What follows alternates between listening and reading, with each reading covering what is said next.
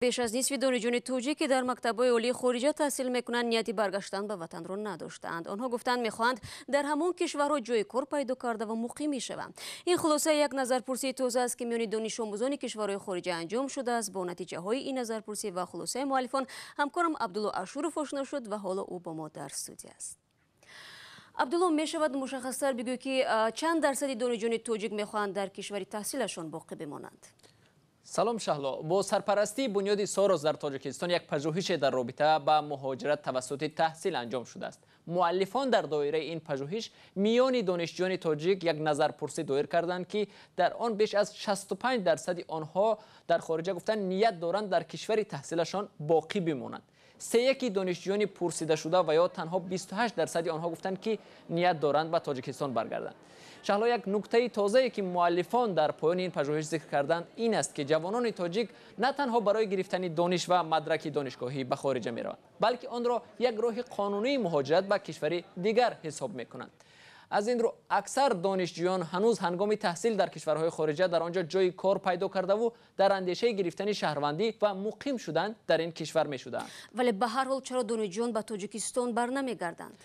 سبب‌ها زیادند، چون یکی از آنها امکانیت محدود برای دریافت جای کار در تاجیکستان است که آنها هنگام پیدا کردن جای کار با پدیده‌های چون خشتباربازی در انتخاب کادرها در اداره‌ها دچار می‌شدند و این بیشتر دانشجویان را دلسرد می‌کرد است و آنها باقی ماندن در کشور تحصیلشان را به خود اولاتر می‌دانند. من وقتی که یعنی ماجستر رو حمایت کردم به تاجیکستان برگشتم و با چند سفرهای خدمتی که از اونجا وزیرها آمده بودند گفتند که حتما به تاجیکستان باید برگردید. زیاد انتظار شدم جواب آنها رو امروز پگا تقدیر نشد. بعد از اینجا من مکتوب آمد که ما میخوایم تحصیل شما رو در بخش اسپیرانتورا یعنی با حمایت نامزدی دوام دید از همون دانشگاهی که من ختم کردم.